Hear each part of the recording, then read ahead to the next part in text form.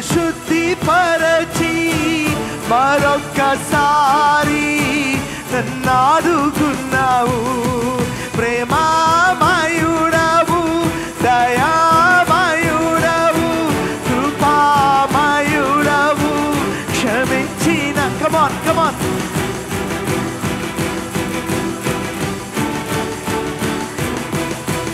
మరొక్కసారి నన్నాదుకున్నావు. ప్రేమామయుడవు, దయామయుడవు, కృపామయుడవు, క్షమించినావు. నీ రక్తముతో నన్ను శుద్ధిపరచి మరొక్కసారి నన్నాదుకున్నావు.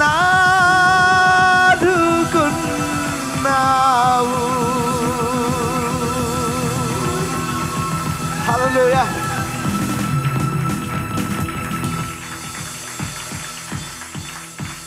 సరే, ప్రకటన గ్రంథం 10వ అధ్యాయం 11వ వచనం.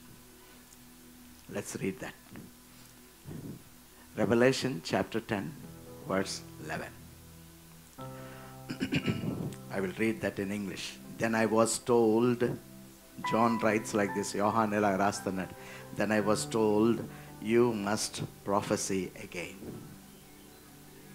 about many people, nations, languages and kings. Turn to your neighbor and say, prophesy again. Anandi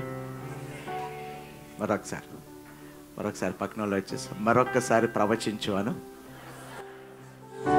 We are called to prophesy. చాలాసార్లు మనం ఏమనుకుంటామంటే ప్రవచనం అనేది ఫ్యూచరిస్టిక్ అనుకుంటా. అంటే రాబోయే కాలం గురించి కొన్ని రహస్యాలు, జీవితాల్లో ఉన్న రహస్యాల్ని బయలుపరచటం అనుకుంటారు. కరెక్టే. I don't give you another definition, correct adi. Kani there is something bigger than just releasing a prophecy. There is something bigger than just oka pravachanam vidudal chese danikkanna inkoka vishayam, danikante pedda vishayam okati unnadi. Enti ante pravachanatmakamaina jeevitam. It's a prophetic life. There is vast difference between చాలా వ్యత్యాసం ఉన్నదండి ప్రవచించటంలోనూ ప్రవచనాత్మకమైన జీవితానికి. Prophecy and prophetic. So our lives should become prophetic. మన జీవితాలు ప్రవచనాత్మకంగా మారిపోవాలి.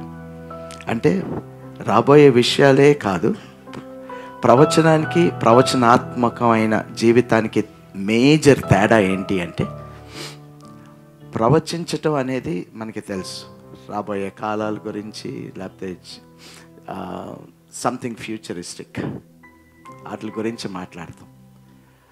Prophetic అంటే ఏంటి అంటే,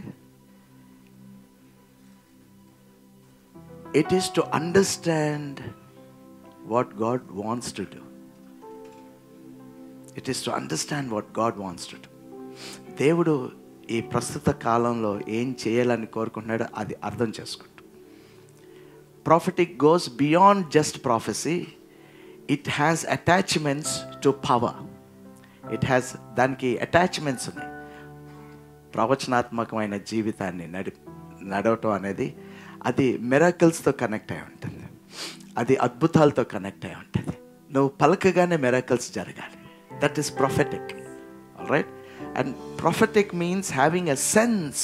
ఒక సెన్స్, అసలుకి ప్రభు ఆయన మనసులో ఏమున్నది, ప్రభు అసలుకి లోకంతో ఏం చేయాలని కోరుకుంటున్నాడు అనే ఒక అవగాహన.